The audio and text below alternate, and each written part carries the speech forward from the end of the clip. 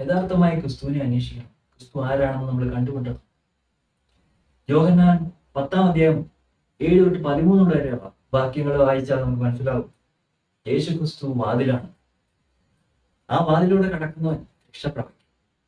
അവൻ അകത്ത് പോവുകയും തന്റെ ജീവനെ കണ്ടെത്തുകയും ചെയ്യും. അവൻ നശിച്ചു പോകാതെ അവൻ നിത്യവും പ്രാപിക്കും. അവന്റെ നാശത്തിൽ നിന്ന് ദൈവം അവനെ രക്ഷിക്കും. അതാണ് പൗലോസ് യോഹന്നാൻ പറയുന്നത്. യഥാർത്ഥമായി ക്രിസ്തുവിന്റെ അരികിലേക്ക് വരിക. ക്രിസ്തുവിന്റെ അരികിലേക്ക് വന്നാൽ നമ്മൾ ചിന്തിക്കുന്ന തീരുമാനങ്ങൾ മറ്റൊന്നായി തീരും.